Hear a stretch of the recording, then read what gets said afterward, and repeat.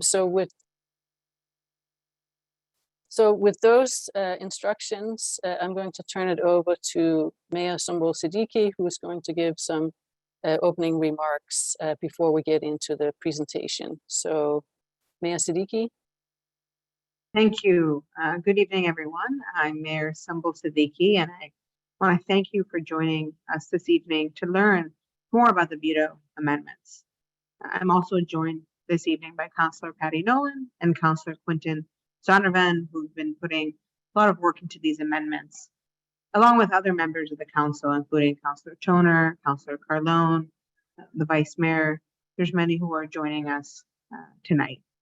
As we've heard, BUTO stands for Building Energy Use Disclosure Ordinance, and tonight is about sharing information and gathering input from the community regarding BUTO.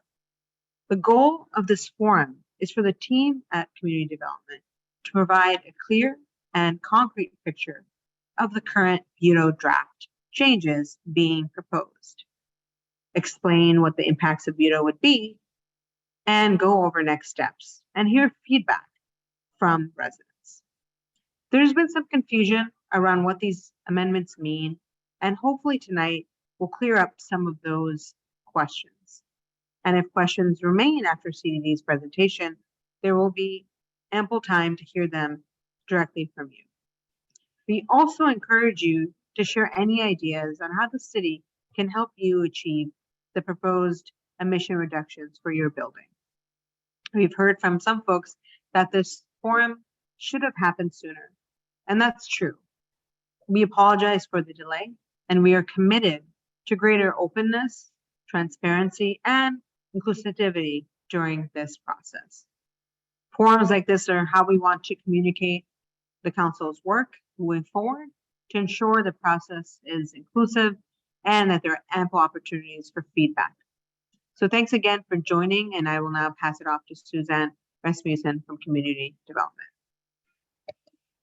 Thank you, Mayor Siddiqui. If we can go to the agenda, please. Thank you. So this evening, staff from the Community Development Department will be providing an overview of the amendment process. First what letters here, and then an overview of the process that has taken place, go through the key components of the amendments as they currently stand, and also talk about what resources are available to support BUTO buildings in making the transition to net zero that's envisioned in the amendments. And we'll at the end talk about next steps for this process before turning over to the Q&A. And a significant portion of this meeting, which is intended to run until 8:30, is set aside for you all to make comments and pose questions. As the mayor said, we're really hoping to be very transparent about what these amendments entail and listen to your suggestions and answer your questions about them. So with that, I just quickly introduce the city staff that's here. Seth Fetterspiel will be giving the presentation. Jen Ballou is here as well from the Community Development Department, as is Assistant City Manager Iram Farouk, and Councilor Nolan's council aide, Patrick Hayes, is with us as well. So without further ado, I'll turn it over to Seth to give an overview of the amendments right now. So Seth. Great, thanks very much, Suzanne. My audio coming through okay? Yes. Great. Well, good evening, everyone. Again, my name is Seth Fetterspiel. I'm the Climate Program Manager for the City of Cambridge. And thanks very much for joining us this evening. As Suzanne said, I'll be giving a brief overview of the Building Energy Use Disclosure Ordinance amendment process and content, as well as the resources and next steps before we dedicate much of our time to question and answer. So to get started, the Building Energy Use Disclosure Ordinance falls under the broad umbrella of the City of Cambridge Net Zero Action Plan. Our Net Zero Action Plan is our climate action plan specifically geared at buildings. And the reason for this focus on buildings is because in Cambridge, buildings are responsible for the lion's share of our greenhouse gas emissions. And the Net Zero Action Plan came out of a citizen-based task force beginning in 2013 and 2014 to really think creatively about how to tackle addressing greenhouse gas emissions from buildings throughout our community. And the goal of the plan is to put us on track towards our overall commitment toward achieving carbon neutrality or zero greenhouse gas emissions by 2050. So the Net Zero Action Plan provides a framework for achieving those goals.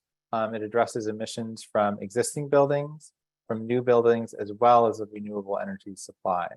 So while BUTO is one important part of that plan, it is one of a number of pieces that all come together to address emissions from buildings in Cambridge over time. To give you a little bit more detailed picture of what those emissions look like, again, this graph is of our latest greenhouse gas inventory, which is using data from 2019. And you can see here how, again, the vast majority of emissions are coming from buildings with a smaller share from transportation and from waste. And when we look at where BUTO fits into this, we see that BUTO buildings are a relatively small number of buildings, yet they're attributed to the majority of the energy use and emissions in Cambridge. And the reason for this is because BUTO buildings are the largest buildings in the city.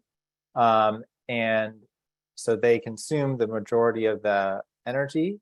And then again, from that are responsible for the majority of the emissions. And the reason that the emission proportion is somewhat higher than the energy proportion is because much of that energy is coming from electricity, which has a higher emissions proportion attributed to it. So just to give a little bit of history about the Building Energy Use Disclosure Ordinance, or BUTO. BUTO was adopted in 2014, just in the midst of when the Net Zero Action Plan was being formulated. And the principle behind the Building Energy Use Disclosure Ordinance is the idea of not being able to manage what you can't measure. And so by requiring buildings to measure their energy use and greenhouse gas emissions over time, the goal was to help property owners have a better understanding of where their energy and emissions are coming from, and then to be able to provide data to the city and the public to understand what those emission trends look like and how we might use those to inform our policies and programs over time. And so just to clarify which buildings BUTO applies to, it applies to municipal buildings totaling 10,000 square feet or greater, and those buildings had to report beginning in 2014. To residential buildings with 50 or more units, and they had to report beginning in 2015. To large non-residential buildings with 50,000 square feet or greater, also beginning in 2015, and then small non-residential buildings with square footage of 25,000 square feet or greater, beginning in 2016. And the reason it says parcels here is because if there are multiple buildings on a parcel, then their square footage or units are counted in aggregate for BUTO applicability. So if you have 2 residential buildings on the same parcel, each with 25 units, then each of those buildings would be subject to BUTO under the 50 combined unit threshold. So when BUTO was being adopted, it was originally considered whether there should be some sort of performance requirement or a requirement for those buildings to reduce their energy use and greenhouse gas emissions over time. And since the Net Zero Action Plan was in development, it was decided that that those performance requirements should be phased in over time through the Net Zero Action Plan. But specific language that's quoted here was included in the ordinance to require the city to monitor the energy performance of BUTO buildings and then to make a determination of whether that energy performance was improving significantly, and if not, to then move to create an amendment process that would put into place performance requirements over time. And so beginning in 2017, we completed an analysis of the data that we had from BUTO buildings. And as you can see from this figure, the energy use of BUTO buildings, and this unit is energy use per square foot, so it's an average energy use of all Budo buildings, has been fairly level over time. And so we felt like this did not represent a significant improvement in that energy performance. When you equate that energy use to greenhouse gas emissions, you see this graph, and this graph is a different unit than the previous one. The previous one was the average energy use across all of the buildings. This graph is the total or the gross greenhouse gas emissions of all of the buildings. And so it fluctuates over time as the buildings change their energy performance, but also as the total number and size of the buildings changes over time. So what we see is a moderate increase in greenhouse gas emissions from 2012 to 2019 across all of the building sectors in Cambridge. But during this time period, we've had significant growth in the city. Over 8 million square feet of new buildings was constructed during this time period.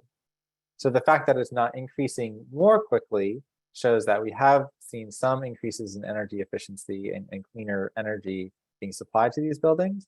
But clearly, to meet our long-term goals, we need to bend this curve down over time in order to reach our carbon neutral goals.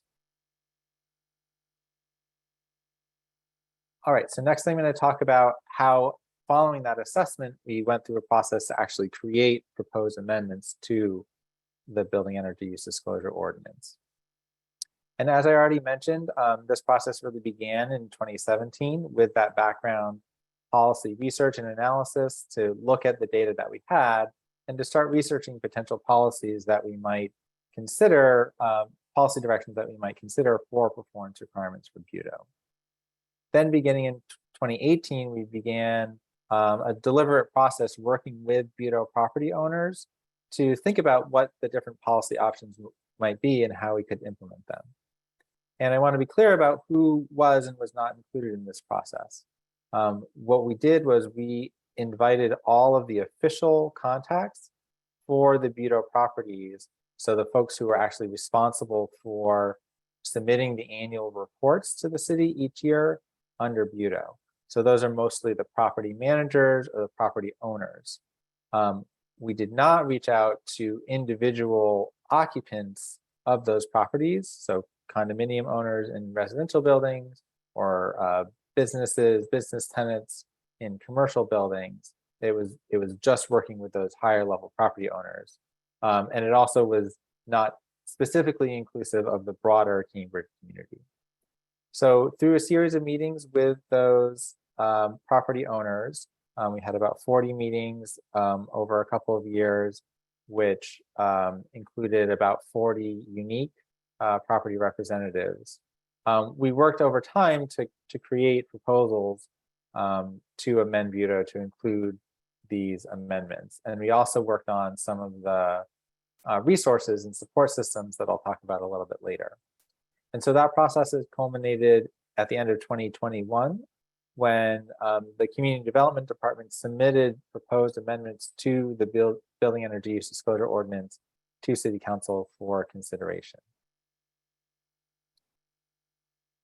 Since that initial amendment proposal was submitted, there's been a lot of work in the City Council to consider and work with those proposed amendments.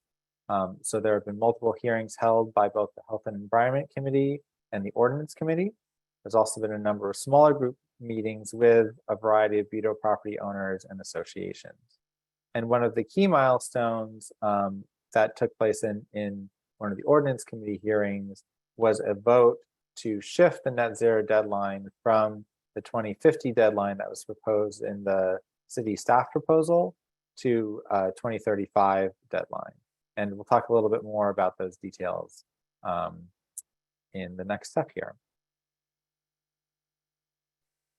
So I'm just going to briefly take you through the key components of the original city proposal and then highlight some of the key changes that are being discussed but have not yet been finalized in the City Council deliberation process.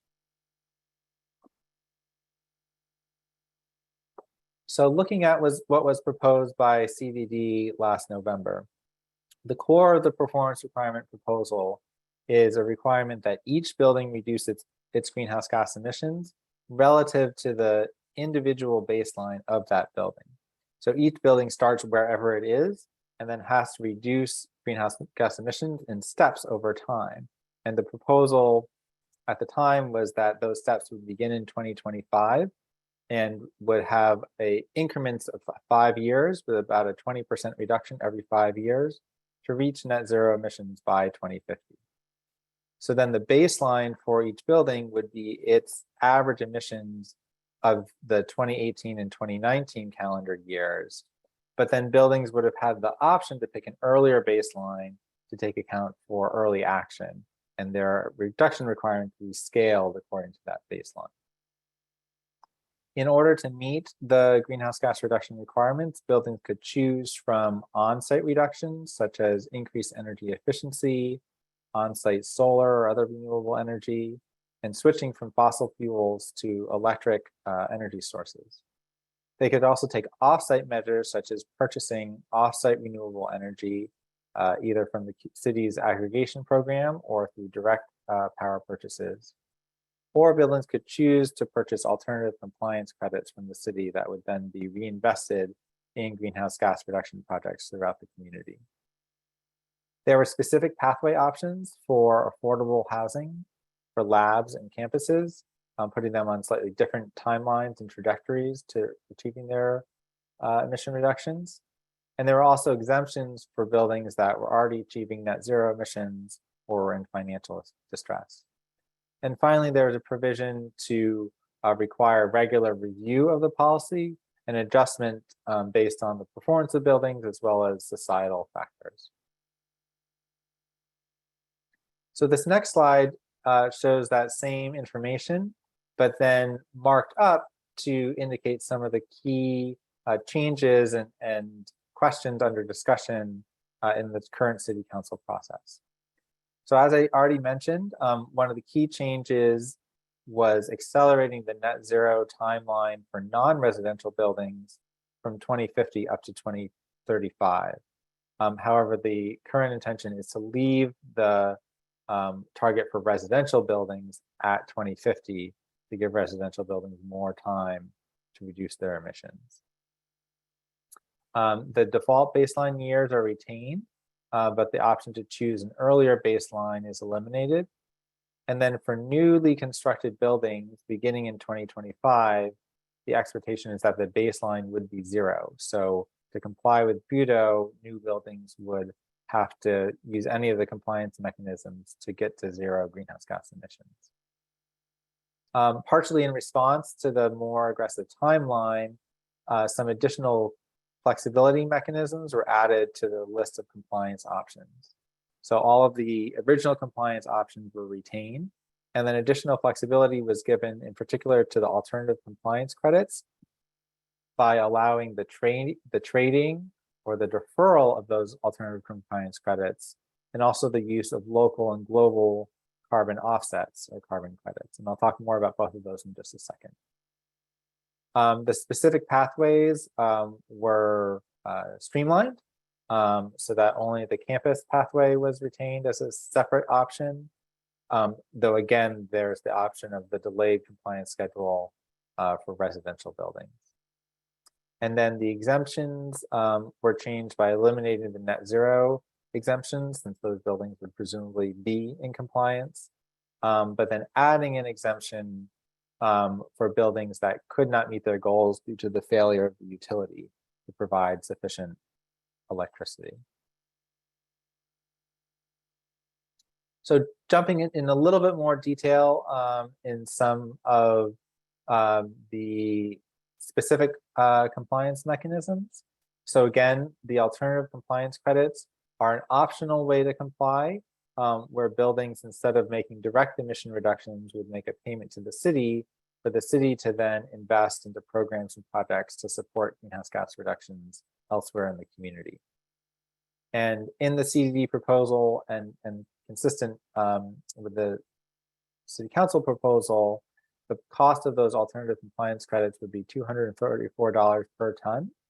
And that number was set based on a study by Boston of the average cost of reducing greenhouse gas emissions from buildings in the greater Boston area between now and 2050.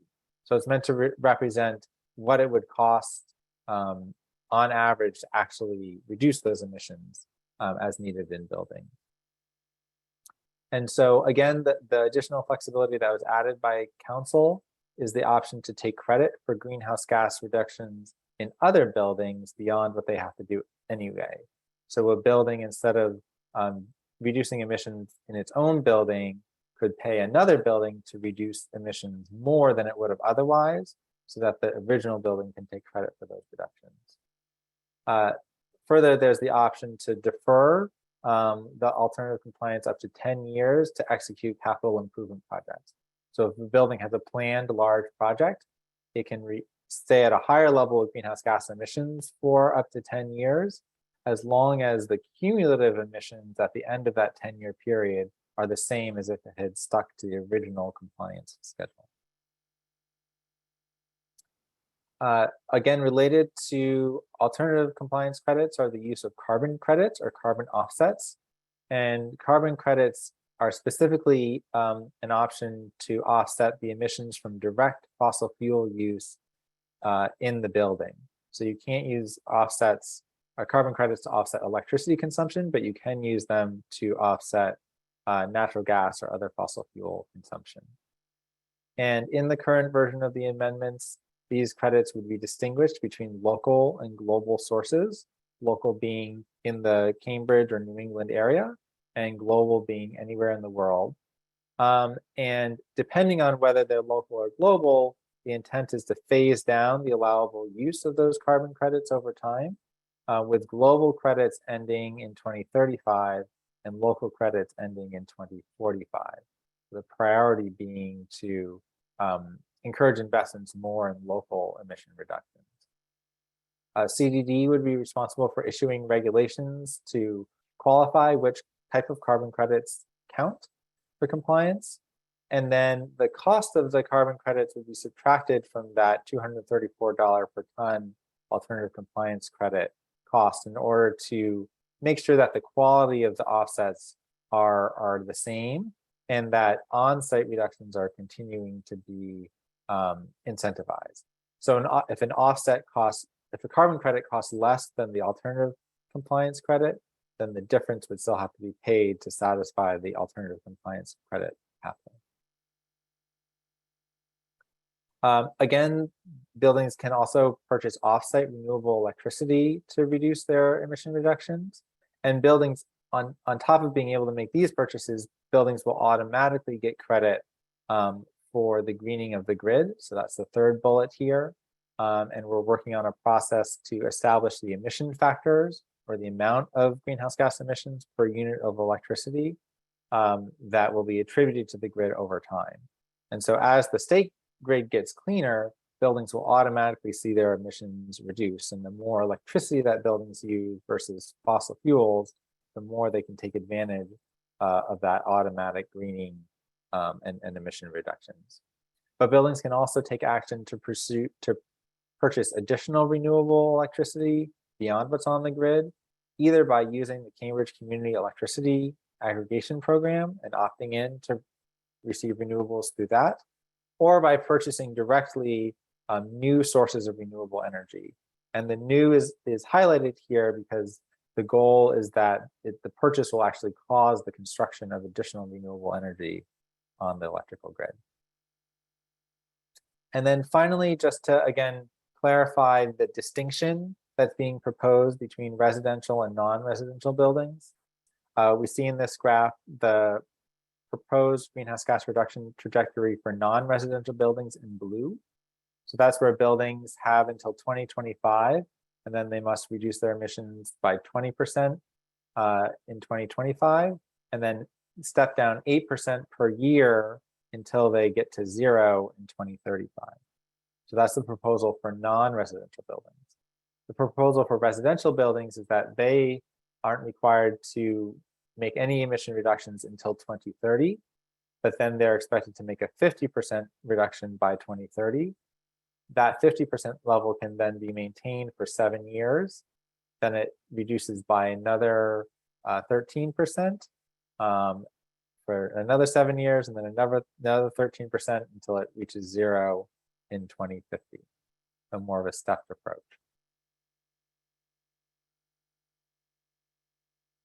So getting towards the end, I just want to spend a few minutes talking about the resources that are available now and being developed to help Bureau buildings achieve these emission reductions. The Community Development Department has a number of programs and resources available to buildings, all buildings in Cambridge, to help reduce emissions. In addition to those programs, we created a program in consultation with Bureau building owners, specifically to help Bureau buildings access and understand resources at the state level to reduce their emissions. And so this program was launched in 2019. It's called the Cambridge Building Energy Retrofit Program.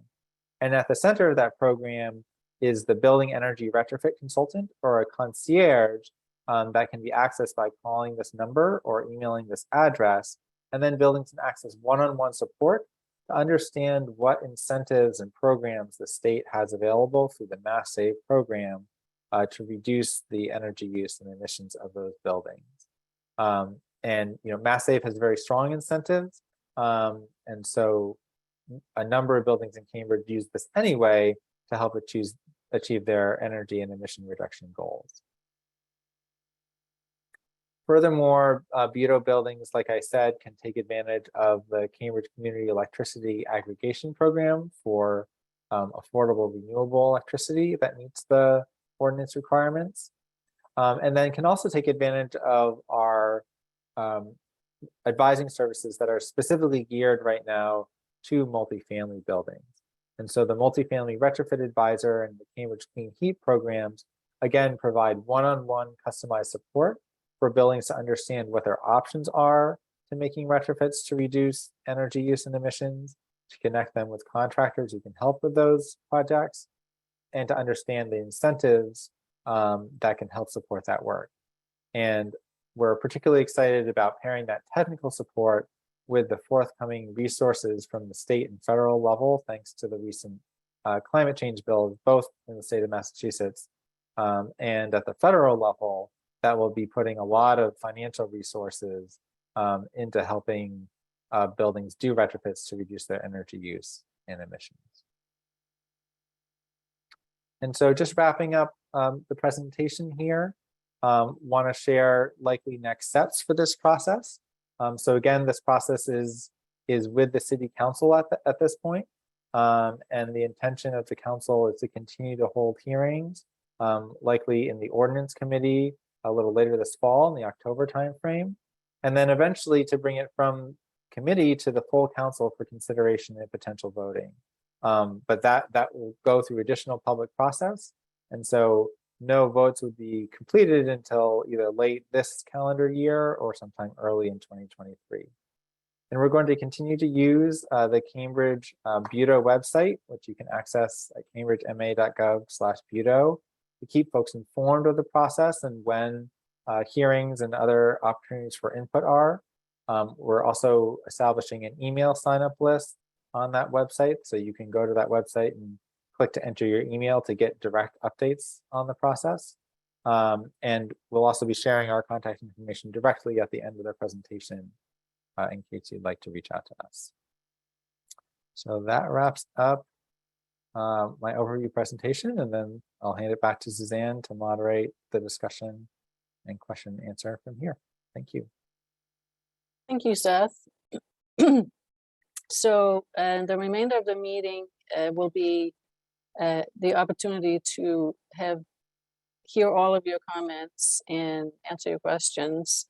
And this is going to happen in two different ways. As I mentioned earlier at the beginning of the meeting, that you can either put your questions in the Q&A function, and you'll find that at the bottom panel of your Zoom screen. And we will sort of batch these questions and try to answer multiple questions that are similar at the same time. And we will alternate with taking spoken questions and comments that you can make either through the Zoom meeting, if you've joined by computer, by using the raise hand feature, or if you're calling in, you can dial 9 to raise your hand and *6 to unmute yourself. So we're going to try to sort of go back and forth and take a number of questions from the Q&A and then go to anyone who would like to state their comments or questions verbally. And we're inviting everyone to be brief because, and now I'm answering one of the questions in the Q&A. There are more than 120 people that have joined this forum. So we have a lot of people who may be interested in making comments or posing questions. So, and needless to say, we all need to be kind to each other, and we're hoping for a civil discussion at this meeting. So please observe those. So I'm going to start by answering a number of questions that have been posed about who were informed that this process was going on, and how come that I haven't received the information, and can we learn who have been invited to participate. And let me just start by saying that we're very happy to share a list of people that have been directly reached out to as part of this process. And as Seth mentioned, it's been going on for a longer period of time. But just in summary, there were about 290 individuals that were invited by email to participate in the process to start drafting an amendment proposal. That represents about 180 individual owners and organizations, out of which approximately 40 participated on an ongoing basis. And as was mentioned in the presentation, those individuals were invited by email through the email addresses we had from the people that were responsible directly for compliance with the Bureau Ordinance. So for example, there are some that may have become subject to the ordinance more recently that wouldn't have been on our list several years ago. And there are clearly, we did not invite individual condominium owners, so they wouldn't have gone to, they would have, only one email would have gone to residential properties, even if they were condominiums. So we're happy to share information, and have actually already shared at one point with the Chamber of Commerce who those individuals were. So I think, and as we've also noted, that was not a sufficient degree of outreach to bring everyone into the discussion, and that is one of the reasons for the forum we're having tonight, is to make sure that everyone is able to be heard and can make suggestions and comments. And then finally, I would say that we have we have been working very hard to make sure now that we're looking forward to a process that requires emissions reductions, to have a very robust contact for every single property, and we are perhaps less than a handful away from having that out of the 1,100 properties that are subject to the ordinance. So I think that addresses a number of questions that were about process. There were also a number of questions in the Q&A that relates to the capacity of the electric grid to handle a transition to electrifying all Bureau properties in Cambridge over time, and the degree to which Eversource has been involved in these conversations. And I'll turn it over to Seth Fetterspiel to address that question. Thanks, Suzanne. So Eversource has been involved in the Bureau process. So they have been attending meetings both pre and post the proposal of the initial set of amendments. And we've also been involved in ongoing conversation with Eversource about grid capacity planning in Cambridge. So Eversource is certainly aware of the questions and concerns around the capacity of the grid, And I think, you know, we all realize that it will be a process and it will be an evolution over time as more buildings use electricity to power more of their loads, that the grid will have to adapt to that. Currently, the electricity grid has its highest demand in the summer months when air conditioning is being used, which is already obviously an electrical demand. So there's currently some room within that capacity for buildings to move their heating demand from fossil fuels to electricity over time. We certainly don't expect all buildings to undertake that process at the same time. But as more and more buildings do that over time, additional planning will need to be made to continue just to increase the capacity of the grid going forward. Thank you, Seth. And we have a question about why are you giving non-residential buildings 15 years less to comply? And Councilor Nolan would like to answer that question. Thank you, Suzanne, and for the question. This is Patty Nolan talking. There is the reason for the differential between the commercial and industrial and the residential is twofold. One, residential is a very, very small percentage of the actual emission pollution in the city. That when you look at the numbers, the percent from residential buildings is far, far less than the other buildings. So that if what we really want to do as a city is move forward with the most bang for the buck, so to speak, we would definitely focus on commercial and industrial. Not only is it a much smaller percentage because we have such a large commercial base of buildings, but their energy use intensity is just far, far greater than residential buildings. The other reason to do it is that we have a clear sense that there are commercial buildings already in place that have developed ways to have 100% electrification, to have all of their systems be fossil fuel free. The market and the development of the systems in place for residential buildings is a little bit further behind. So it makes sense, again, for us to start with proven technologies. It's already available on the market. There are labs in commercial and office buildings already in place in this country and in this city that are 100% electric. The transition over to electric for those buildings is really the only way Cambridge can meet our goals. So hopefully that answers briefly the question. Happy to talk about it more at some other time. Thank you. And one additional question for Councilor Nolan, which is, why has the ordinance changed since the last hearing, and can the new language be made available? Yes, thanks for that one. We have to say that we apologize for that. The reason the language has changed is because we've been listening to the community. We have really heard that there are some concerns and that we needed to respond to those concerns. We needed to provide additional flexibility. We needed to provide other ways for property owners in the city to meet the demand that we are making of them.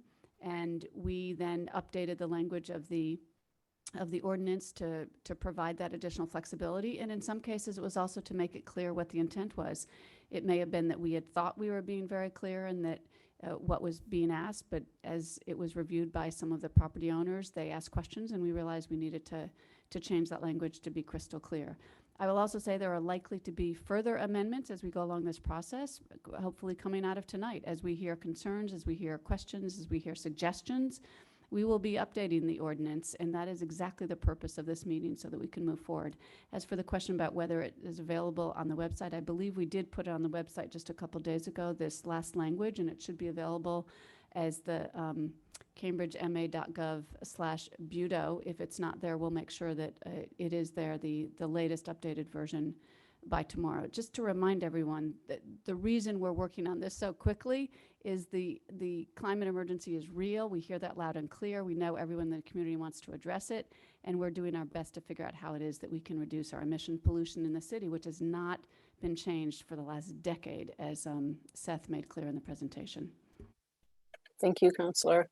And now we're going to switch for a little while to hearing comments or questions live. So we're going to take 3 questions and then we'll go back to the written, respond and then go back to the written Q&A.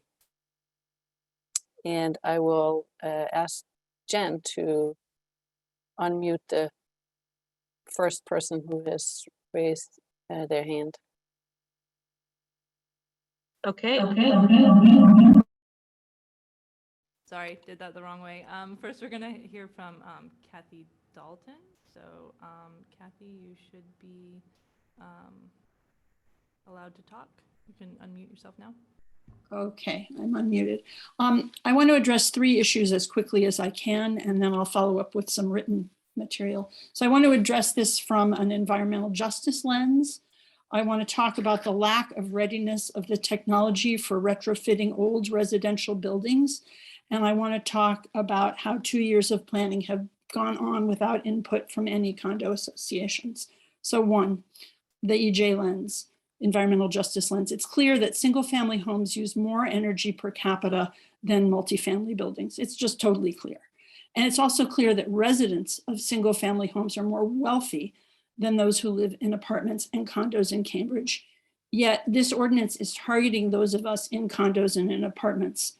I think the working group has chosen this for the reasons they've stated, and also because it's expedient.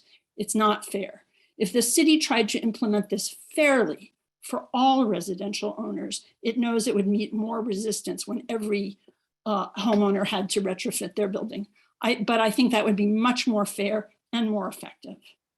Secondly, lack of readiness for the technology for retrofitting. I live in a building that has 66 units. I've been the president of this association for several decades. We're 104 years old. I spent a lot of time going through the Natural Resources Defense Council material on retrofitting older buildings. The technology is coming, but it is not there. We just cannot do it.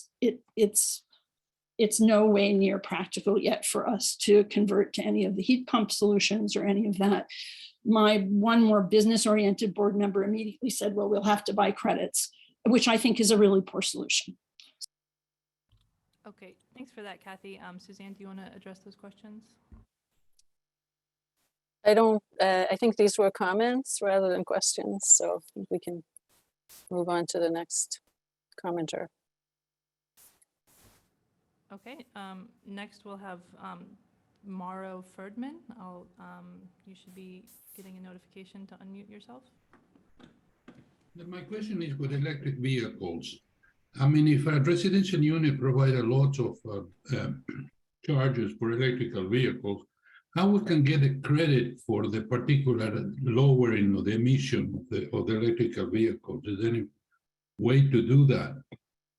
Because the building will be penalized because the electricity consumption will increase, but at the same time, there will not be credit for the reduction in GHG of the electrical vehicle. Thank you for your comment. I think Seth is ready to answer that question. Yep, so in the current draft of the ordinance that was submitted by CAD, it specifies that it's the energy used to actually power the building end uses that is subject to the ordinance requirements. So if you, as long as you had a way to distinguish the electrical vehicle charging from the rest of the electricity consumption of the building, then that electrical vehicle charging would not be subject to the veto requirements. Thank you, Seth. And then one additional comment, and then we'll go back to the Q&A. Okay, so up next we'll have Helen Walker.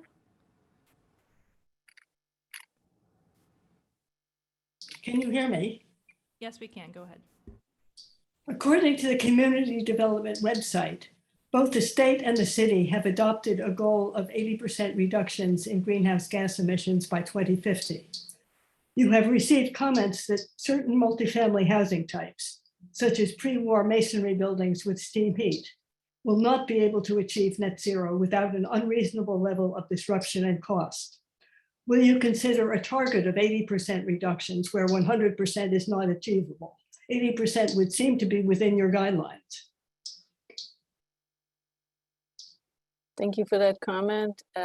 Seth, would you like to address the question about the older buildings and residential buildings and emission reductions over time. Sure. I mean, I think this does align with what Councilor Nolan was explaining about the longer time frame proposed for residential buildings, which will allow more time for those buildings to be retrofit and reduce their emissions over time. You know, there's a combination of approaches that can be used to achieve the emission reductions, a variety of approaches which are on-site based, but also a number that are off-site, including in particular the procurement of clean electricity.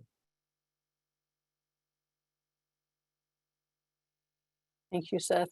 I think we're going to quickly bring Kathy Dalton back. She had a third comment that I think she can make quickly. So if you can unmute her, Jen, please.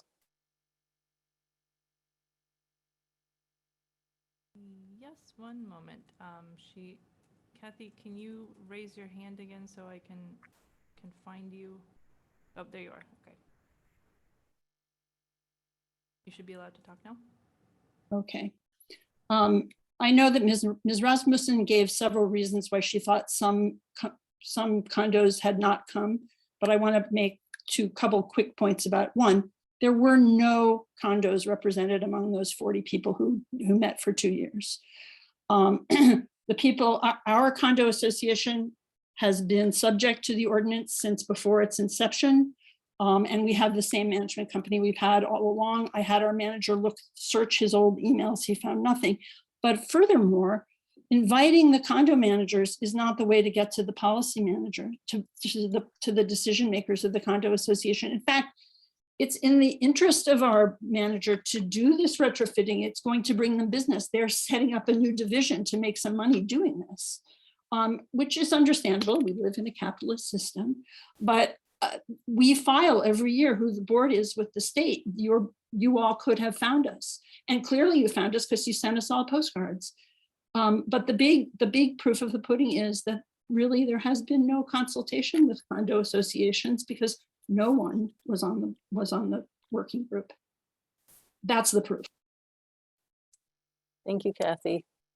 So now we're going to switch back to the written Q&A for the next little while. And there is a question about what services the city is able to offer, including specifically, will the retrofit advisor be able to sit down with me, look at my energy use reporting, and help me understand how far we are from zero? So what level of hand-holding are we going to be able to provide? I'll ask Seth to answer that question.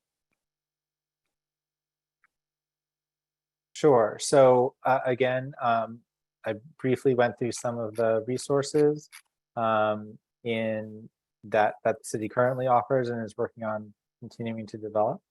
So most of the resources that we're providing, and this has to do with what the city is able to provide, are these technical resources to help people understand what the options and technologies are, and then understanding what incentives and financial resources can come from the state and federal levels to achieve the retrofits.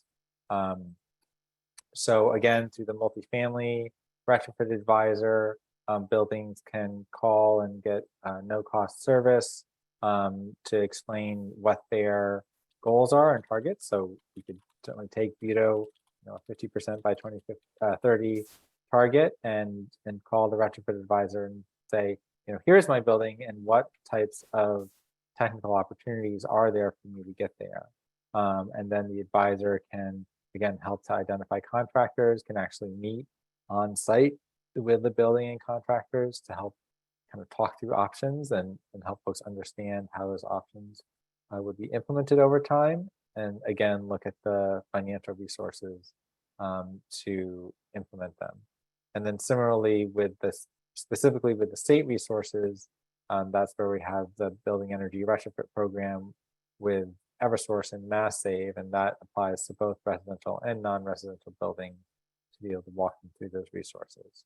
So the approach that we're taking at this point is that guidance Due to state law, the city is very limited in its ability to provide direct financial assistance. But that's where we're really excited about the recent state and federal legislative developments being a real source of financial resources that can help us support this action. Thank you, Seth. And in addition to those types of resources, I also wanted to mention the Cambridge Community Electricity Program, which is the program through which the city aggregates electricity customers in Cambridge and buys electricity on behalf of that set of customers. And you may very well be already enrolled in that program. If you're not, I strongly encourage you to be enrolled.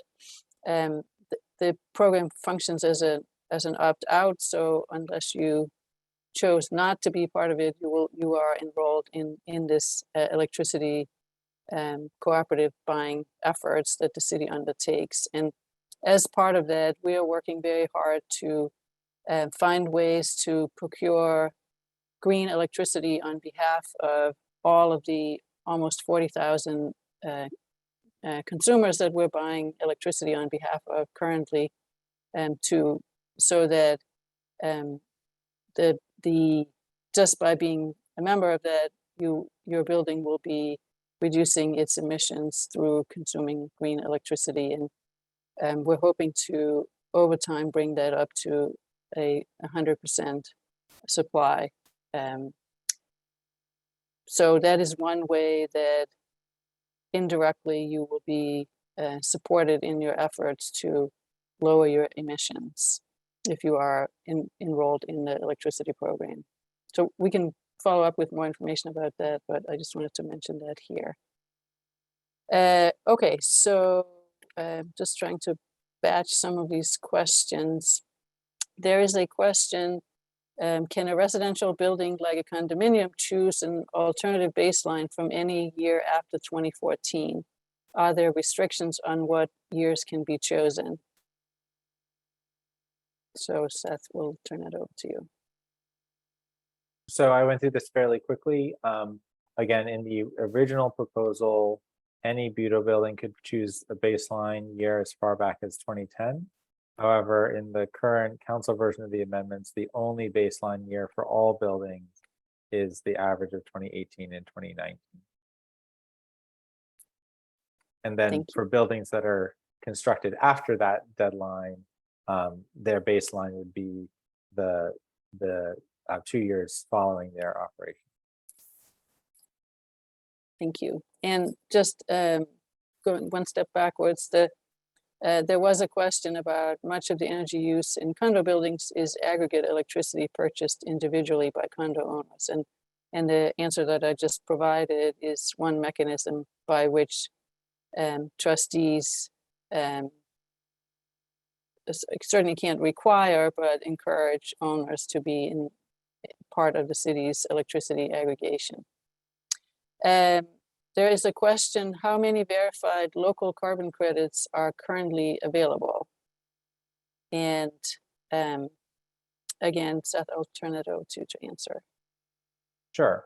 So part of the carbon credit pathway, as I mentioned, would be for the city to create regulations which determine the criteria for those credits.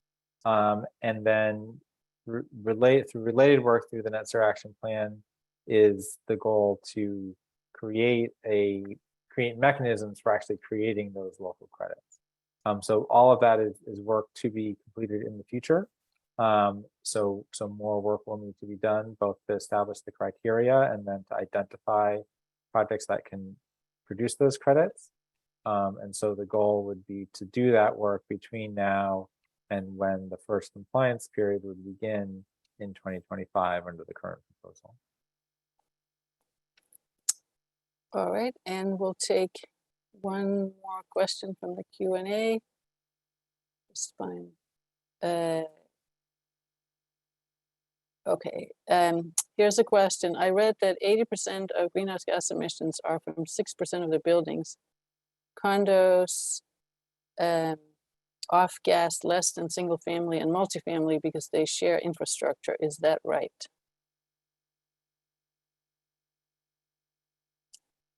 Seth, do you want to? Yep.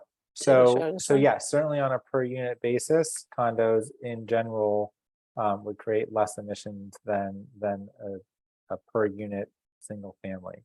I want to remind folks what I said at the beginning, which is that the Net Zero Action Plan is a suite of actions, programs, and policies to address emissions from all of the buildings in Cambridge. So right now we're focused on the program that is targeted at Bureau buildings, which is an existing tranche of buildings. But the Net Zero Action Plan also has actions proposed for smaller buildings.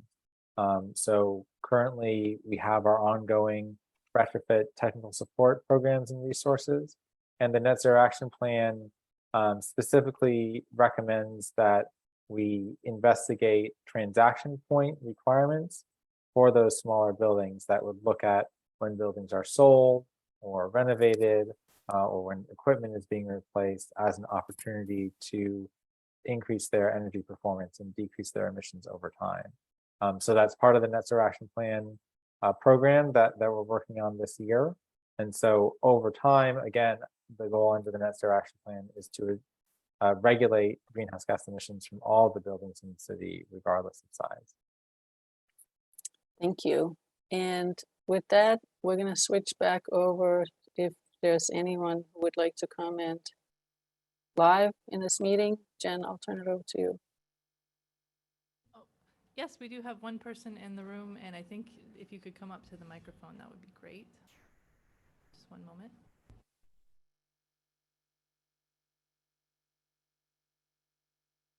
Okay, thank you. I have two quick things, if that's okay. First is, I'll just make this easier.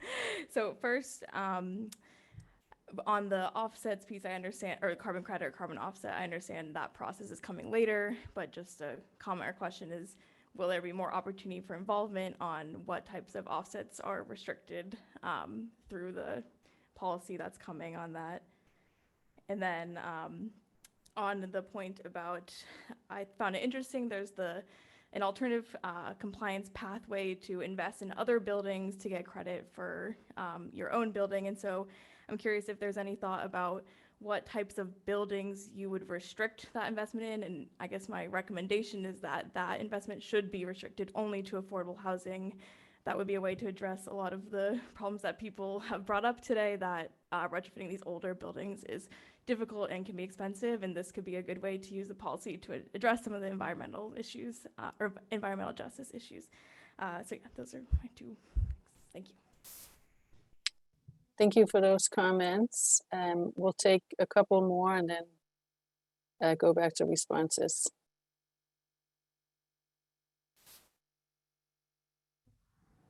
Okay, so next we can hear from Jim Travers. Jim, you're gonna be allowed to talk, and you can unmute yourself now.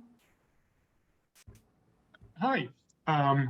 I'd like to know, has any work been done to estimate the total cost of this plan for any individual buildings of any particular sizes or ages?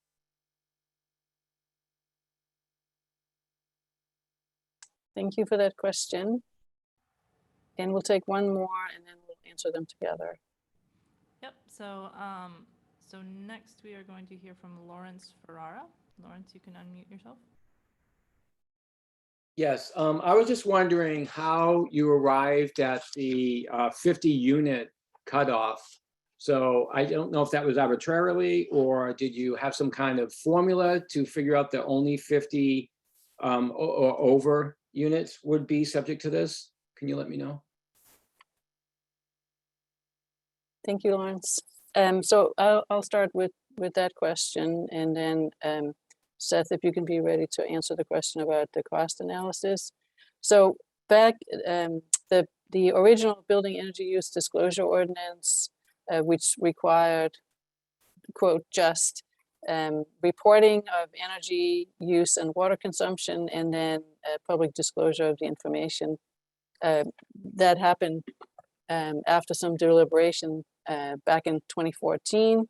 And at the time, there was the first period of time, commercial buildings were also subject that were only 50,000 square feet and larger, and then that stepped down to 25,000 square feet.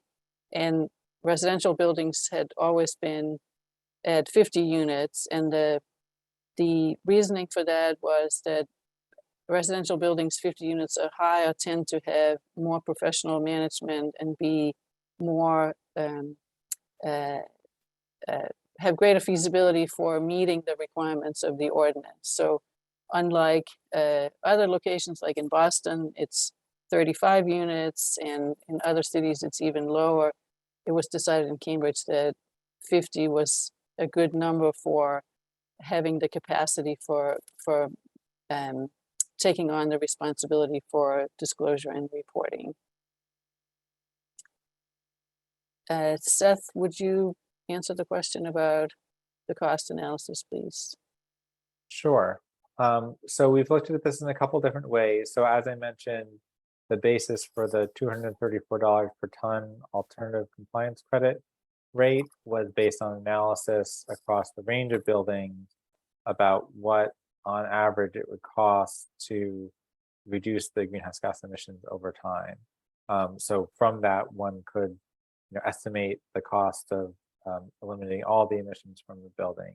So of course, that is just an average number. So there are many retrofits that cost less than that. And in fact, many energy efficiency retrofits actually save money, so are cost negative, and also a number that costs more. We've also done specific analysis on the electrification of various building types in Cambridge and the cost of switching buildings off of fossil fuels and onto electricity. And so that's analysis that we can work on sharing with folks. I would mention that this policy, whether for residential or non-residential buildings, is meant to be implemented in steps over time.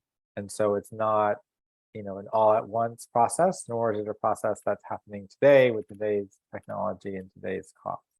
So to pin a specific number on what it would cost any individual building to comply with this, I think would be a difficult exercise, but we can certainly use some of the analysis that we've done as proxies for what parts of the compliance process might cost. And I can answer the first question from the person in the room about the involvement in the offset criteria. So again, the intent is that would be through a regulatory process. And so any city regulatory process would have specific opportunities for public engagement. And that is the intent. Thank you. So I think we're ready to switch back to the written questions. And I'll start with an easy one, which is, are there any proposals to lower the threshold of applicability below 50 units for residential buildings? And that was looked at, but the decision was made that that is the appropriate threshold, and that the emissions reductions of reducing the threshold would be less significant. So the short answer is no, there is not currently any proposals to lower the threshold. Let's see, there were a number of questions, and we've sort of spoken to it, but I'll just speak to it again more specifically about Eversource's involvement in the discussion. And specifically, they participated in multiple workshops that we had before filing the amendments last November, and were very involved with us in developing the retrofit advisor program, the concierge program that is targeted specifically at assisting Budo buildings with both the technical analysis that Eversource offers and incentives for energy efficiency improvements.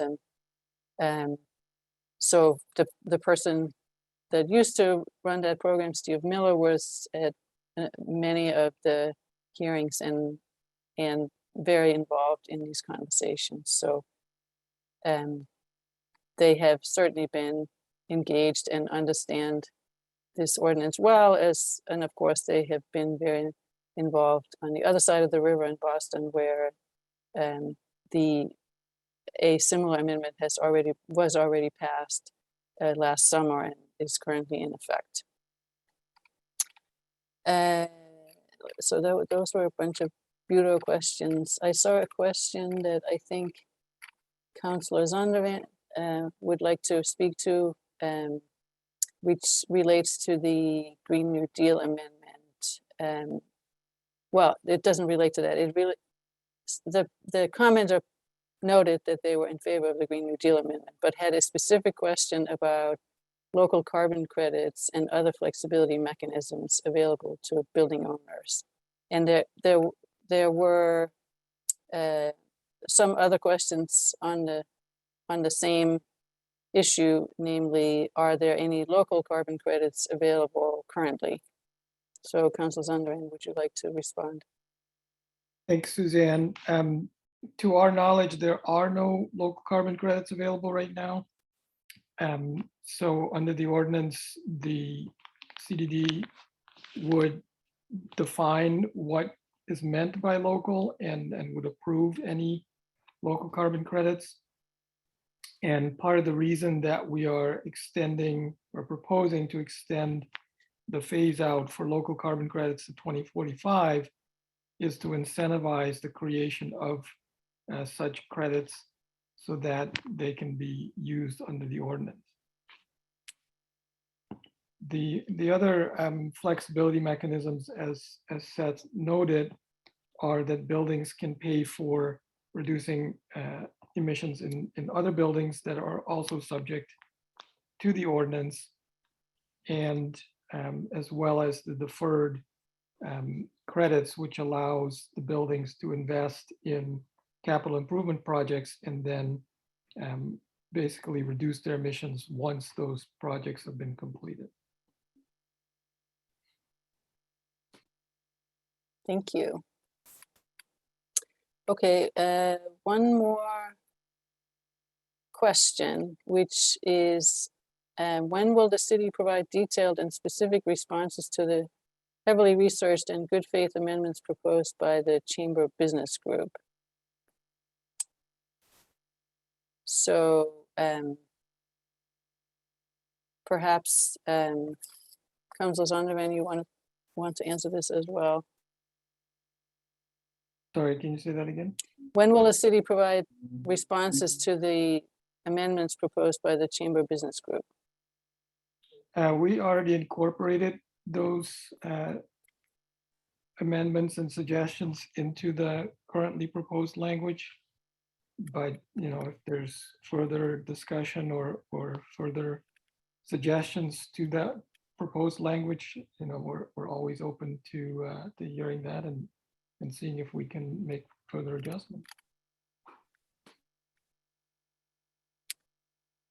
There is a question about, has the executive office of the city manager's office, and particularly the new city manager, weighed in on these amendments? And the Bureau ordinance and proposed amendments have been discussed in great detail, both with the former city manager and as well as with the new city manager. Very recently, he obviously started work only about a week ago, but he's very aware. He's briefed on the forum this evening and has actually a very high degree of understanding already about the original ordinance and the proposed amendments. Okay, let's see, I'm trying to group these. So there is a question, there's a couple of questions that relate to the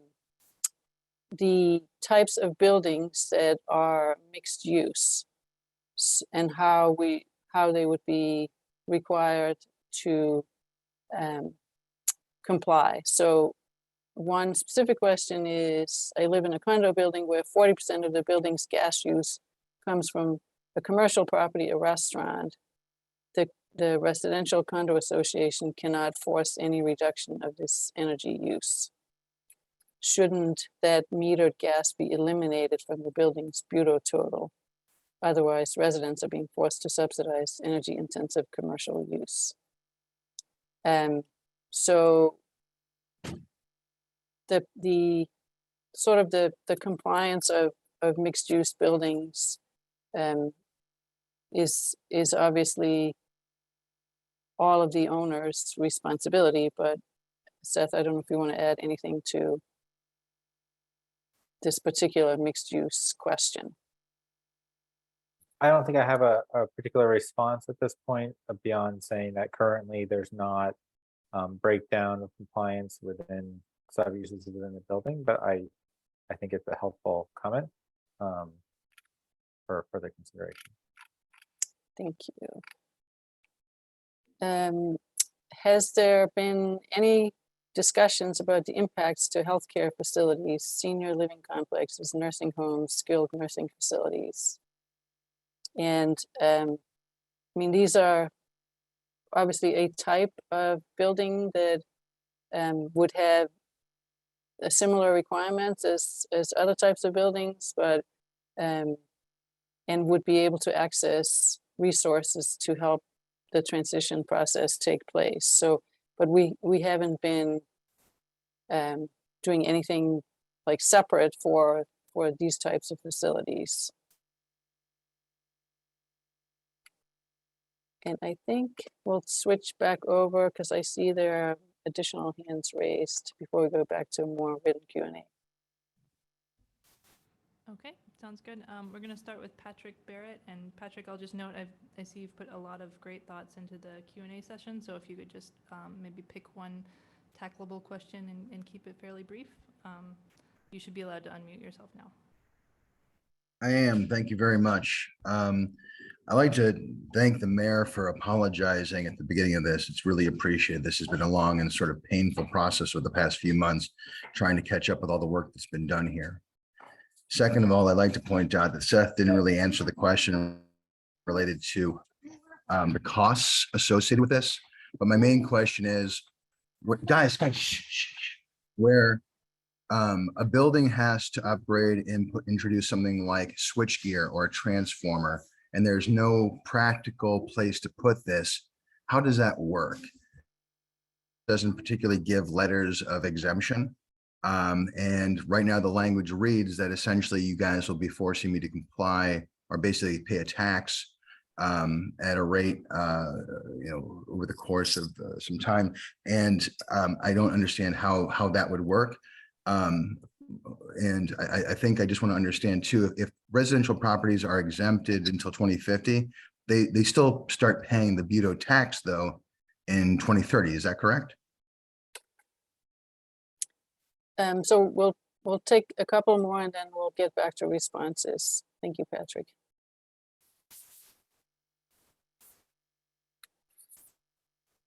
Okay, next we can hear from Phil Reinhardt. Phil, if you could unmute yourself. Yes, hi. I put this in the Q&A and I haven't seen an answer yet, and it relates to something that Councillor Zondervan answered a couple of questions ago, but not very specifically. I just wondered what the feedback has been from these large commercial developers like Alexandria, Biomed Realty, Boston Properties, New England Development, and the university about the achievability and the feasibility of this plan. Thank you for that. And then one more, and then we'll go to answers.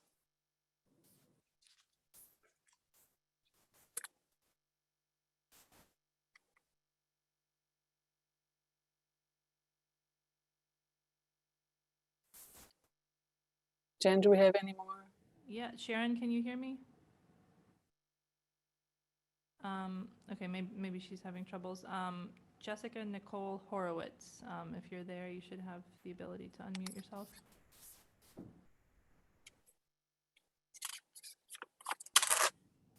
Nope. All right, we're gonna try one more here. Marjorie Davies, if you're there, can you unmute yourself? Yeah, yes, can you hear me? Yep, great, thank you. You can ask your question. Okay, my name is Marjorie Davies and I'm a member of Mothers Out Front. which is an organization that advocates for addressing climate change. And I've also been a member of the Net Zero Action 5-year review task force that was convened about 1.5 years ago. And I've also been a member of the Climate Crisis Working Group. And I'd just like to take a step back and say that the urgency of the climate crisis should be obvious to everybody. You can't open the newspaper or listen to a news program on the radio or on the TV without another story about the effects of global warming.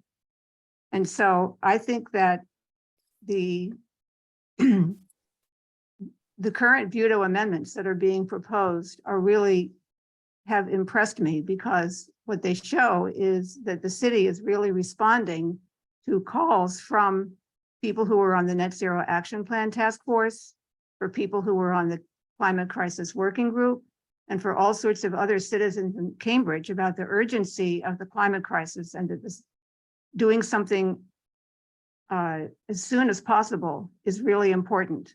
And so having the net zero by 2035 for the non-residential buildings is an impressive step. And I just wanted to say that it feels good to feel that the people on the city staff and also the city councilors have been hearing those of us who have been saying we need to do something, and do something soon and quickly, because of the urgency of the climate crisis. And that's the backdrop against which this entire discussion is taking place. I think it's important not to forget it. Thank you. Thank you for that comment. So going back to the previous question, so there was a question from Phil about what has been the response from large commercial developers and universities. And the ones listed in your comment have all been involved in the process. And with the change from 2050 to 2035 have requested that the ability to make use of carbon credits be allowed as part of the process.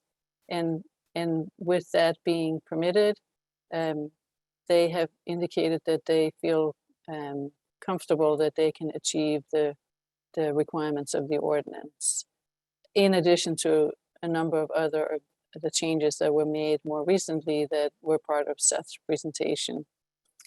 There was in both in the Q&A and live, Patrick made some comments about the whether there is a tax being imposed, and this ordinance, the requirements of the ordinance is to reduce emissions over time, as is laid out either per the 2035 or 2050 timeline. And in addition to the ability to meeting the ordinance requirements through making emissions reductions, if that is not feasible at the time, or perhaps not on the timeline, there is an allowance for an alternative compliance payment instead. So no one is required to make those payments. It's the performance requirement of emissions reductions that is being put into the ordinance. And there was a question about what happens if there isn't room for switchgear, and obviously we can't answer questions about specific buildings or how exactly those buildings would or would not transition to non-emitting fuels. But perhaps Seth, you want to make a general comment on what happens in situations where there's difficulty bringing the level of electricity to the building that is required for eliminating any fossil fuel use. Sure, I think it's a very good question, and one that needs further work. And certainly this is where continuing to work with Eversource and understanding, how they are planning for their grid capacity over time will be important. I think the other really important thing to keep in mind here is that the buildings and energy system in Cambridge are a system. It's not just a building by building approach, nor individual connections to the grid. And so in order for this to be successful, that system will have to evolve over time. And so that involves increases the overall capacity of the electrical grid with equipment distributed throughout the community and outside the community as well. It also involves looking at other systemic approaches. For example, shared energy systems between multiple buildings so that each building doesn't have to have its own distinct infrastructure. And we're seeing some really interesting work on this through the Geo Microdistrict pilot that Eversource is currently working on in Framingham, and could be a model for similar approaches in Cambridge. This is one example. So I think those systemic approaches will be important to all of the buildings meeting these targets over time. And Suzanne, while I'm speaking, I'll answer Patrick's second question, which is about the residential timeline. I just want to be clear about that. So the proposal that I summarized this evening is that residential buildings would be required to begin reducing their emissions in 2030. And the current target is a 50% emission reduction beginning in 2030. And then it would phase down in 7-year steps between 2030 and 2050, ultimately reaching 0 in 2050. So I just wanted to be clear on what that proposed timeline is at this point. Thank you.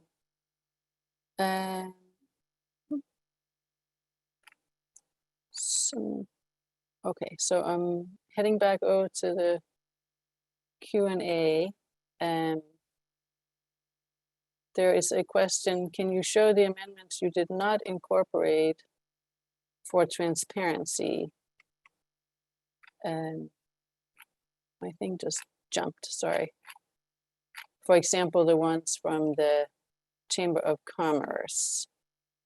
And I mean, I think we can certainly provide on the Bureau website sort of a more detailed tracking of the changes as they have been unfolding over the last number of months. But I see that Councilor Nolan also would like to make a comment on this. Yes, thank you. We're happy to have the chamber release their letter and their amendments publicly, and then we can respond and really look through and understand which ones have been incorporated in the current proposal and which not. There's been a number of proposals presented from not just the chamber, but MIT and Harvard. And we've also gotten some good ideas tonight from some of the condo owners. And again, I want to reiterate the apology for the condo owners not really knowing about the work that's been done over the last few years to try to get us to a place where we can finally address the emission pollution in this city, which, as the environmental justice was mentioned, the fact is the emission pollution affects disproportionately folks in this city who are more vulnerable, not just the ones who own the building, but the impact of heat island effect, et cetera. So back to the question at 9, we're happy to talk about the ones that we incorporated and the ones that we changed, because there has been a number of changes over the time that we've been working on this, and there'll continue to be changes. And I will say there's a few questions that have been raised about how do we deal with, for instance, if you have a residential building that has a restaurant on the ground floor, let's make sure that we understand if they're disproportionately contributing to the emission pollution for that building. Let's make sure that we're not saddling the residences of that building with having to spend more money because of that.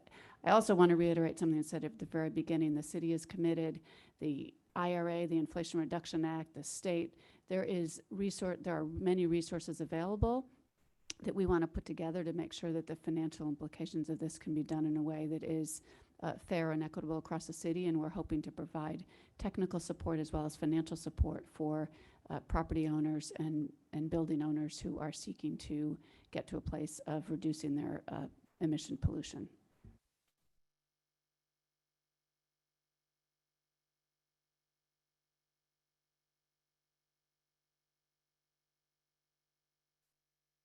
Suzanne, can you repeat yourself? You were on mute.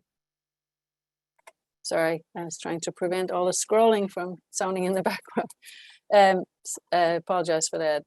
We have a couple more people that would like to make verbal comments, so we're going to switch back to those for a moment. Sure, we're going to try and hear from Jessica one more time, who is having technical difficulties. So Jessica, if you can unmute yourself. Can you hear me? Can you hear me? You're a little blurry, but yep, go ahead. Okay, great. Yeah, so I'm a MIT student in my 5th year, also here with a number of MIT students, and we believe that Cambridge must take ambitious climate action. As mentioned before, 80% of emissions come from buildings, and more than half of these come from large commercial buildings, many of which are owned by MIT and only expanding. And we've read through veto policies, which we believe are very reasonable. And we're here today to ask you to pass the Green New Deal on veto as soon as possible. Thank you for that comment. Jen, do we have more? There are a couple more people. Marilee Boyd, you should be able to unmute yourself now. Hi, this is Marilyn Meyer. I am having an audio issue. I cannot hear you, but I hope you can hear me. You mentioned something about if a building was having capital projects where a lot of the funding goes into the building itself. Is there a way to defer retrofitting? I am dismayed about the lack of communication with building managers and the actual condo owners themselves.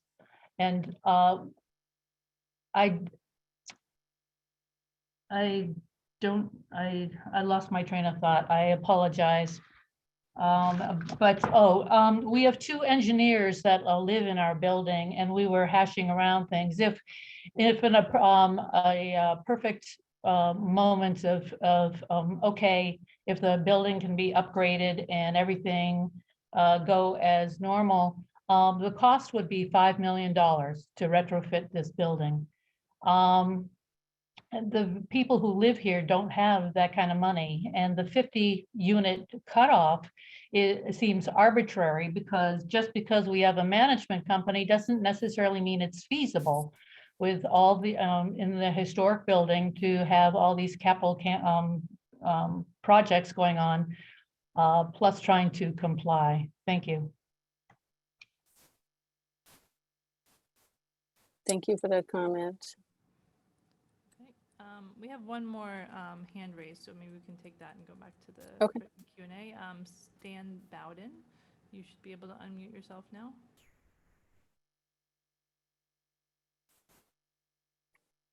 This really relates also to the 50-unit cutoff.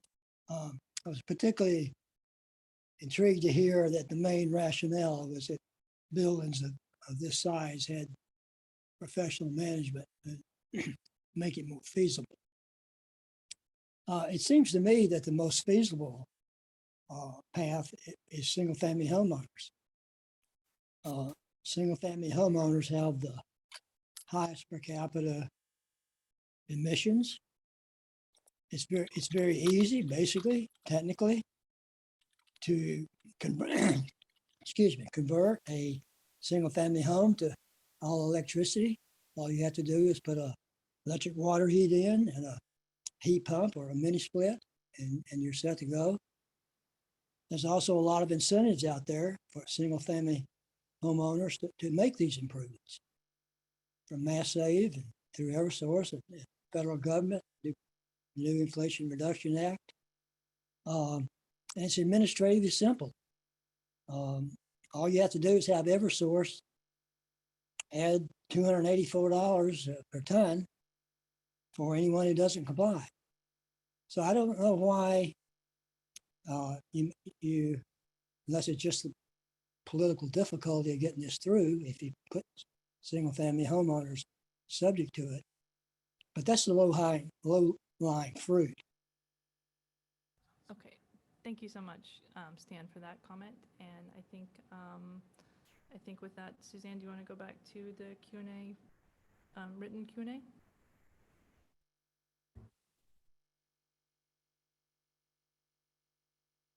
You're on mute, Suzanne. I'll just mention a couple of things in the Q&A that are more comments that than questions. So there's proposals to eliminate residential from the ordinance, given challenges with capital availability and historic concerns about converting buildings from steam to electricity. So there's a whole set of comments around that these rules should not apply to residential buildings. There are also a number of comments, and I think we did speak to one of the questions earlier, but there are a number of comments around healthcare facilities, nursing homes, and similarly, the burden on those would be too great to address through these ordinance requirements. And then I'll try to go to some additional questions. There was a easy question about whether a recording will be available of this meeting, and as I noted at the beginning of the meeting, we're putting both the presentation up on our website, our Budo website, as well as a recording of this meeting. So those will be available within a few days after the end of tonight. There is a question, what analysis has been done of local regulatory barriers that limit property owners from making investments in their properties? So, Seth, perhaps you can address this. I'm sorry, can you please repeat the question? What analysis has been done of local regulatory barriers that limit property owners from making investments in their properties? Sure. So local regulatory barriers, could include issues such as the state level building code, as well as the barrier I mentioned earlier around the city's limitations to be able to directly pay for investments in private buildings. So those are limitations that we've considered. For the latter, again, that's where we seek to provide technical support to rechannel federal and state dollars to local buildings.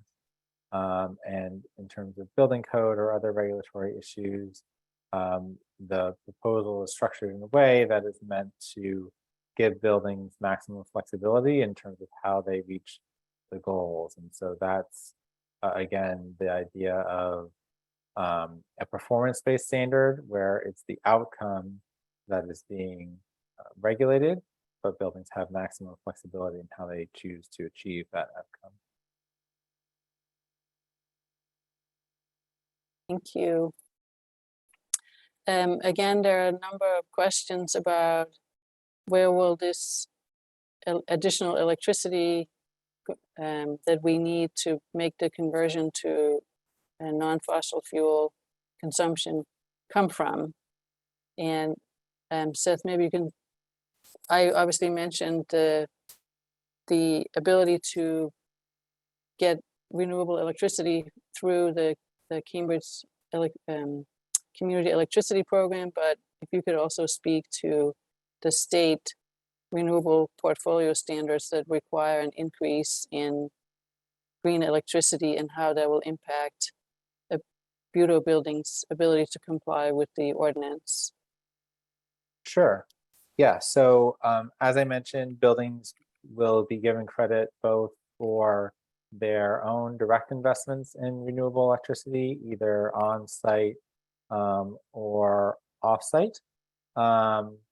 And then also for the improvements in the state electricity grid. And so Massachusetts has strong legislative requirements to decrease the amount of fossil fuels on the grid and increase the amount of renewables.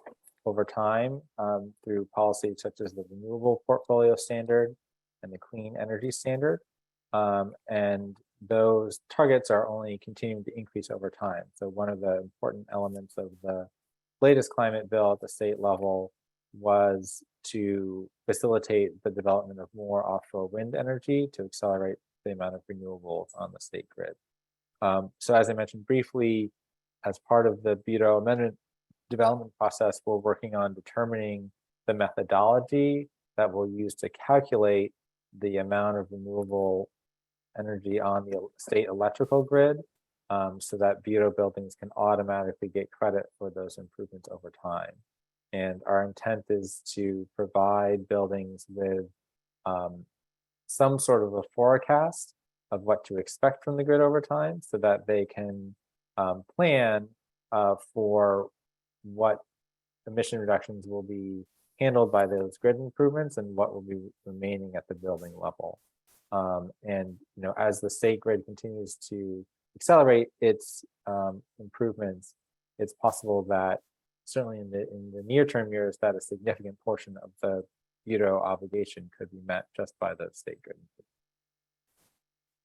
Thank you.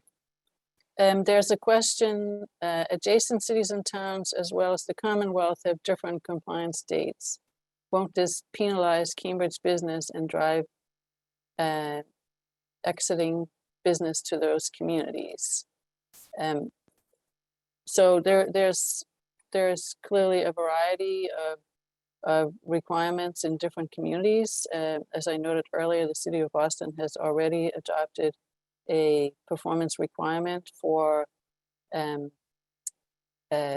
residential buildings 35 units and greater, and commercial buildings, I believe, is also 35,000 square feet and greater.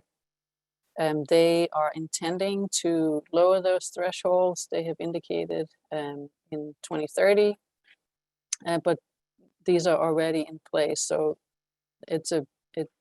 the next door large community already have these requirements, and while applying to slightly larger commercial buildings, they apply to smaller residential buildings than is proposed in Cambridge. So next question is, why not freeze sunset ordinance if green energy is not available? Also, why pay a differential if offsets work? Why collect money? Lastly, why make folks pay penalties who are making capital investments? Total disincentive.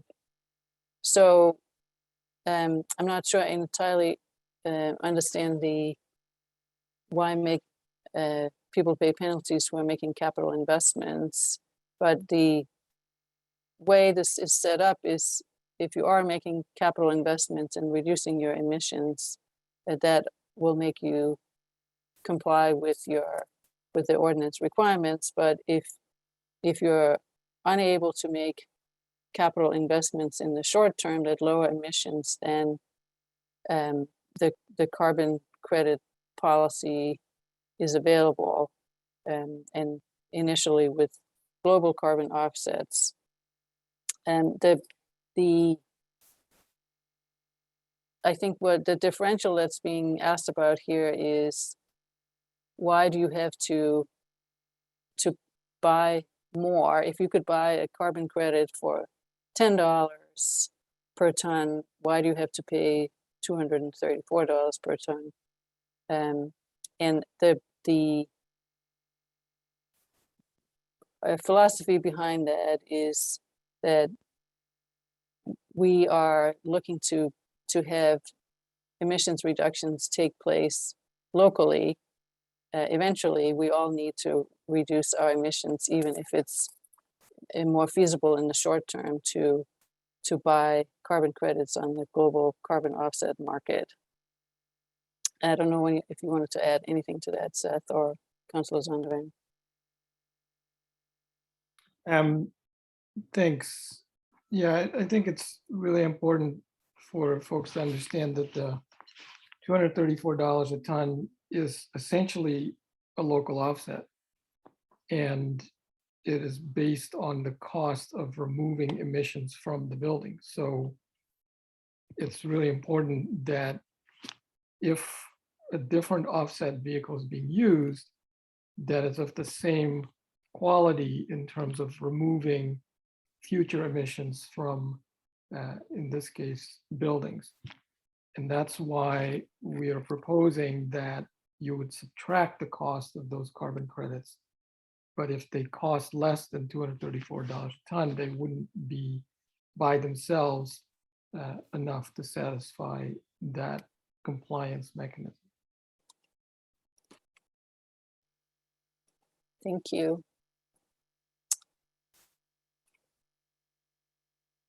So there is a question, how is the alternative compliance credit an offset if it doesn't actually remove emissions / offset?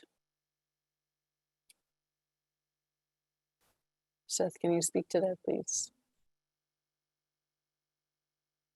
Right. So I think, there is a distinction between, I guess, a capital O offset and a lowercase o or functional offset. So the alternative compliance credits would be used by the city for programs to reduce greenhouse gas emissions in Cambridge.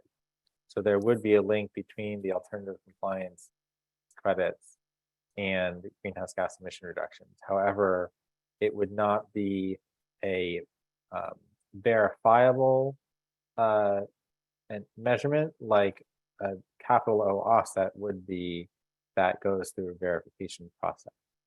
And so one of the reasons we heard interest in the use of global and regional and local carbon credits from some of the institutions was to meet their institutional carbon accounting requirements, which require those capital O offset be verified to meet those standards. Thank you. Suzanne, this is Patty Nolan. I just wanted to answer that. We also, as I answered in the chat, the intent is to very much use those alternative compliance payments. They will only be used with programs to reduce local emissions. One, we're still working out how it is that would work, but one certainly very clear goal is to use, if there are payments. By the way, we would prefer no payments because we would prefer that local emission pollution get reduced instead. So the city would prefer that the emission pollution was reduced. If it's not, and there are alternative compliance payments, there is a clear mandate to use that to help low-income residents or other areas across the city that could not afford it on their own, to use that to reduce their emissions. So there will be a clear tie to, as much as we can. Thank you. There's a comment here. Please be sure to notify Budo-covered residential owners when Cambridge has finalized incentives and subsidies for retrofit, particularly for large-scale electric boilers and on-demand water heaters, and for upgrading building electrical infrastructure, as well as when EV charging station subsidies become available in order for budget planning to happen. And yes, the answer to this is that we certainly will be providing that information as it rolls out. And there, as Seth had mentioned earlier in the presentation, there is a significant amount of incentives both for building energy efficiency and electric vehicle ownership and charging that will become available through the recently updated state climate plan, as well as the Inflation Reduction Act and other federal programs. So these incentives that are available will be expected to greatly expand in the next several years. Let's see if there are other questions. And I would just note that we can publish a document that includes the essence of the Q&A questions, as well as comments that we're receiving through this meeting. in addition, certainly encouraging everyone and anyone to submit additional questions by email, and before we close up this evening, we will be providing you email addresses where you can mail your comments and questions following this meeting.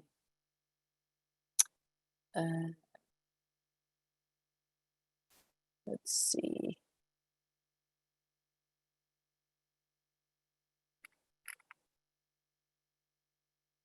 I've seen assertions starting from a better baseline pays for itself because you have less work to do. But since each building must reduce relative to its own baseline, dirtier buildings can more easily make the required percentage reduction. Plus, they're not paying for recent capital expenditures. So, Seth, can you speak to the baseline, please? Yeah, this is a good question, and one that we thought about quite a bit in the policy development process. The reason that individual baselines were ultimately chosen over universal baselines or thresholds, which is part of the Boston approach, is that folks agreed that it would be very hard to set a single threshold that applied across multiple building types, or even multiple buildings within a building type. So if you think about residential buildings under Budo, newer buildings versus older buildings, buildings with different construction methodologies would not necessarily all realistically meet the same performance threshold over time. So that's why we chose the individual baselines. And while buildings that have higher initial emissions or emissions intensities might have more quote unquote low-hanging fruit to reduce their emissions, they also have further to go. And so, ultimately all the buildings will have to reach zero emissions. So buildings that are lower emissions at the starting point will have less work to do over the lifespan of the policy than a building that has higher emissions at the starting point. Thank you. We have about 10 minutes left of tonight's meeting, and I wanted to check if there's any more live questions.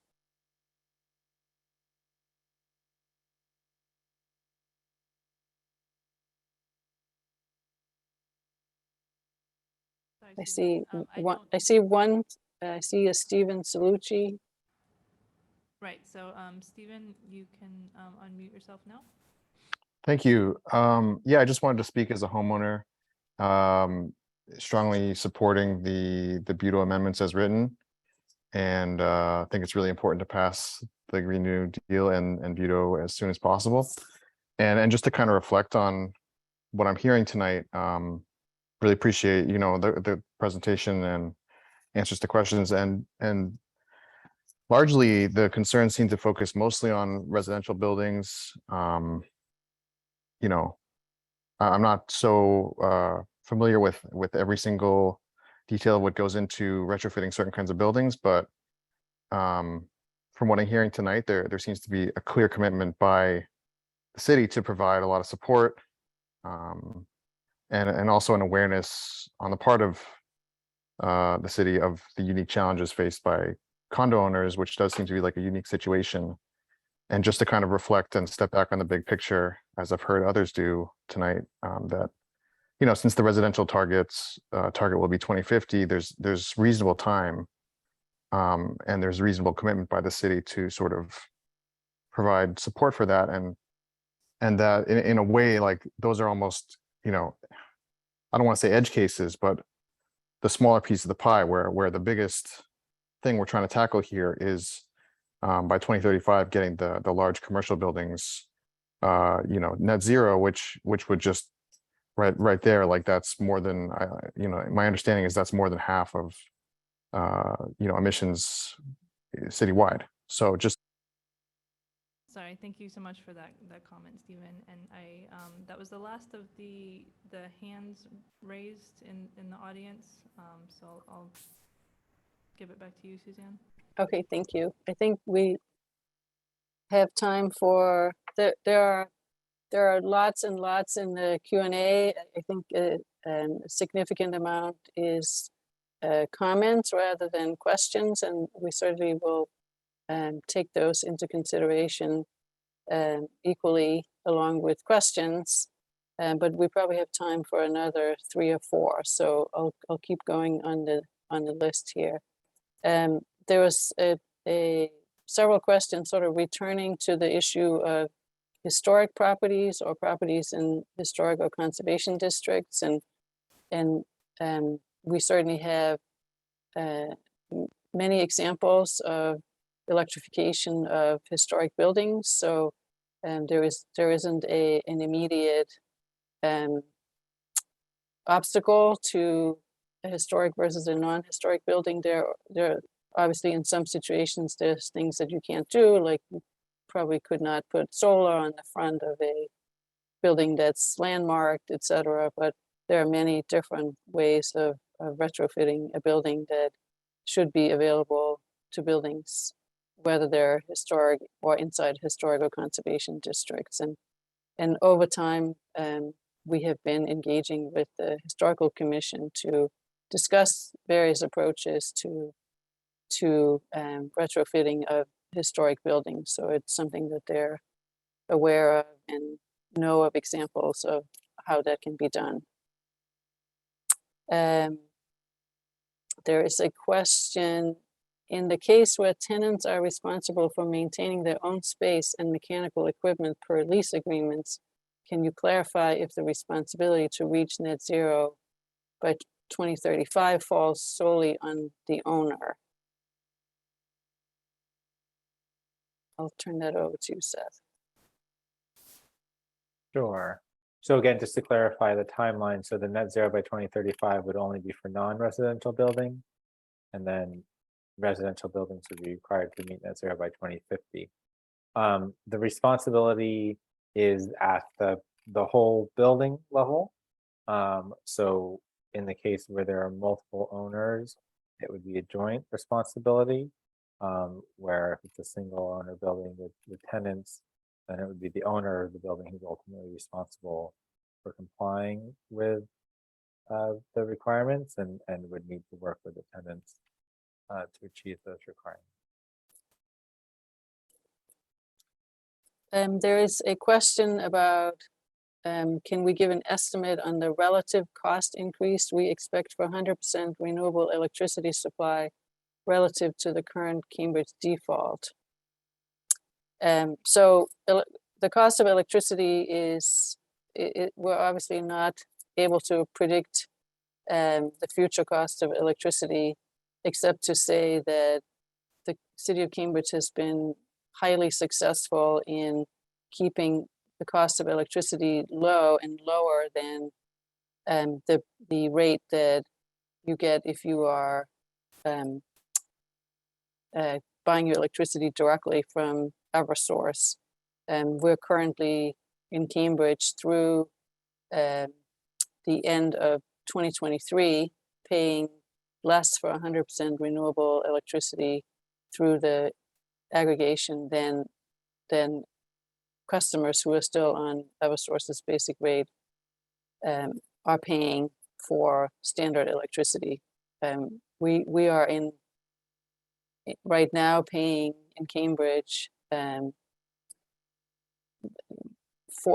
at least 40% less than Eversource's standard rate for electricity. And over the past number of years that the aggregation has been in place, have been paying in the aggregate more than $10 million less for electricity in the city than had we not set up the aggregation. So it's our expectation that even with adding renewable energy into the mix and hopefully scaling that up to 100% over time, we are able to be providing competitive electricity rates in Cambridge. But as I said, we obviously are not in a position to guarantee what prices will be in the future past the current contract that we're in. Okay, let me see if I have one more question that hasn't been addressed already. Let's see. Suzanne? Yep.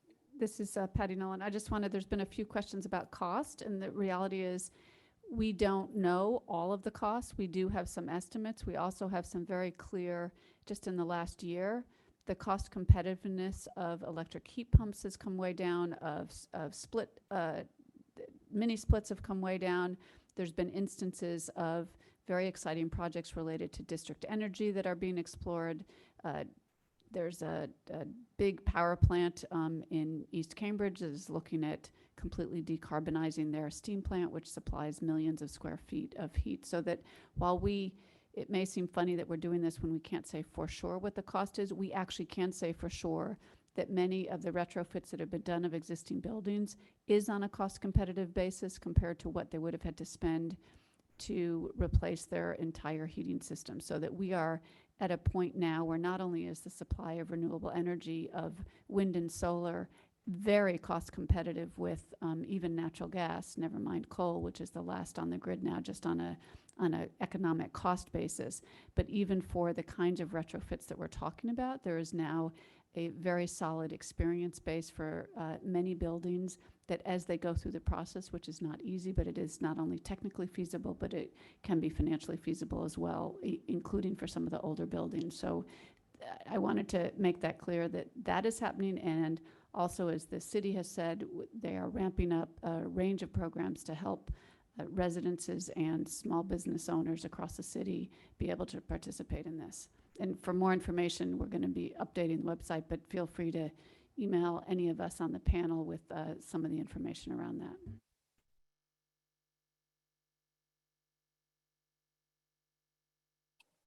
Thank you, Councilor Nolan. And with that, we've reached the end of the meeting time. We have still a number of comments and some questions that we can provide answers to on our website as a follow-up to this meeting. But I do want to thank everyone tremendously for all of the really important questions and many comments and perspectives on this ordinance, all of which we will be able to make transparent by posting information about this meeting and on our website. And we are continuing to want to hear from everyone. So you can see here both Seth's and my email addresses are posted, and you're also welcome to call us with your comments if you would like. So we expect to both be able to document all that was said and asked about it in this meeting, but also to continue to provide answers to questions and make note of additional comments that people have.